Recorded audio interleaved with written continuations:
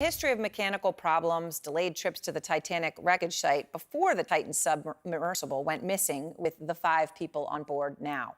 Court records show OceanGate Expeditions, which operates a submersible, had been hit with a lawsuit in 2021 from a London-based travel company representing customers who had spent about $850,000 in total to see the Titanic in 2018.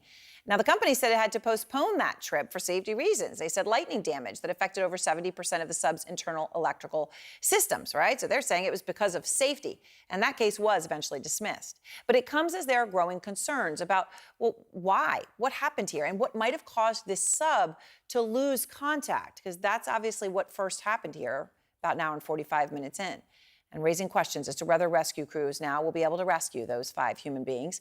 Tom Foreman is out front with a look at some of the most dramatic underwater rescues to this point of all time. Racing time, the elements, and an ocean of unknowns. Those trying to find the Titan face dwindling odds of success. Underwater rescues are inherently complicated, dangerous, and the deep sea makes it all harder. Author Stephen McGinty knows. It's hard to even imagine that. 2 miles of water above you, the immense darkness, no natural light, the weight of that crushing weight. So you're operating in pitch darkness at a depth that many things will fail. His book, The Dive, is about the deepest ocean rescue to date. In the early 1970s, the Pisces 3 sank nearly 1,600 feet below the surface while laying an undersea phone cable off the coast of Ireland. For 3 days, ships, submarines, and robotic vessels struggled to get lines attached and haul up the submersible with its 2 experienced sailors. Finally, success. Was there a stage at all when you began to wonder whether you'd ever get up safely? Not at all, no. We had about a day's supply left for life support, and we knew what was going on. We could talk to the surface all the time, so there was no trouble at all. Not exactly. Like the Titan, the Pisces had limited air, just enough for 72 hours. The 2 men extended it by lying still and not talking.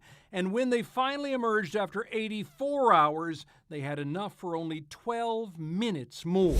So how different is the Titan's predicament? The Pisces was located quickly 120 miles offshore. The Titan is still missing more than 400 miles from land. The Pisces had steady communications. No one has spoken with the Titan since it vanished. The Titan is in much deeper water. And yet, even when the Pisces was pulled up, the men inside were terribly battered. They thought they were going to be smashed unconscious inside the sub. So the sub was just rattling and rolling and spinning. And at one point, they begged for the lift to stop. There have been other undersea rescue attempts. In 1939, when the USS Squala sank off the East Coast in less than 250 feet of water, 26 men drowned, 33 were saved. In 2000, when the Russian sub Kursk suffered a pair of onboard explosions in the Barents Sea, despite early hopes for survivors, the entire crew of 118 perished. The thing is, these incidents are so rare and they are so different from each other. Each time one comes along, rescuers have to both study history and simultaneously rewrite the book. Another thing to make it very tough. Erin? All right, Tom, thank you very much. And I want to go to Chris Lemons now because he's a deep sea diver, 2 decades of experience, and he has a harrowing tale of survival. Here's what happened. He was 300 feet beneath the surface of the North Sea for nearly 40 minutes. No light, no heat, or breathing gas. His miraculous story was the subject of the documentary Last Breath. And Chris, I appreciate your time tonight. You're looking at this with a perspective that so few can.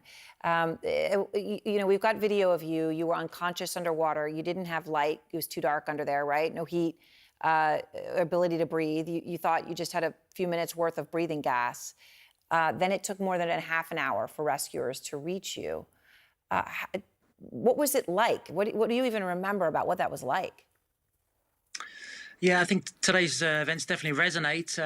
My memory of it was almost twofold, really. The panic stage, which I suspect these guys have been through as well. One where you're really in a sort of fight or flight mode, which sort of transcended into a place where I think I was. I realised, certainly from my point of view, that the chances of rescue were extraordinarily slim, and the panic and the fear subsided almost, and it was almost a case of grieving and thinking of the things we'd all would think of in that situation, the people we love, and the strange ethereal sense of being in this alien inhospitable place, which probably seemed very romantic on the way down, but when you're suddenly in that predicament, it seems very hostile and cold and very lonely, I would say, more than anything. Chris, do you have hope, given what we know now, for the 5 passengers on board the Titan? I think you have to have. I think despite all the the potential pitfalls they might be facing and the potential horrors, the truth is they have, whatever we might think of this submarine that's submersible that's gone down, and the quality of it does have the life support systems to sustain them. Those estimates of gas consumption will be estimates, and if I hate to relate it to my own, but the certainly in my case, hope certainly seemed to be gone. And if my case shows you anything, it's that it's remarkable what a human body and a human spirit, I guess, can survive. So I think there is every hope for them, but I think as we all realising, that absolutely hinges on them being found first and foremost. Yeah, absolutely, and they're in there together. Just to imagine those interactions and how that goes with very different experiences at all of this. You have so much experience here, Chris. You're a deep sea saturation diver. I know you work on oil and gas lines, and that is involved for you living in a decompression chamber for up to 28 days at a time. You've had to work 900 feet below the surface for 6 hours at a stretch, right? So you've continued to do this. What is that experience like? And, when we just had a guest on who'd been on the Titan itself and said that it was sort of, he almost fell asleep going down, that there was sort of ethereal and peaceful in a sense. But how do you see it? Yeah, I mean, for me, it's probably, I would say it's slightly different for me because I literally, as you describe, I do it every day, so it becomes normalized. But you have to remember sometimes that is not a normal situation.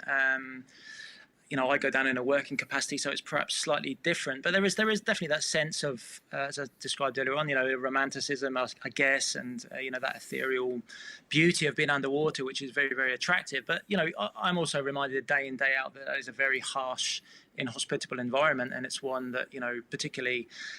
And as you said, I work down to 300 feet, sometimes, 900 feet is probably the deepest we go. These guys are down at 12,000 feet plus, that's an extraordinary depth in terms of the sheer pressure they're being exposed to. So, and as you say, they're also not professionals, there's a couple of guys in there who are, supposedly experienced, but the other 3 really are passengers, aren't they?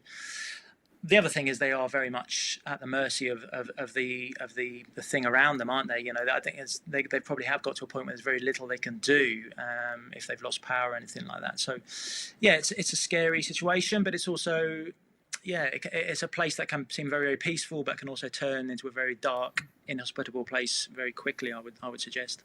Right, which of course, if they're alive, they all are dealing with the possibility of death in a way that very few, maybe you're one of the few on the planet who can truly understand. Chris, thank you. My pleasure. Thanks for having me.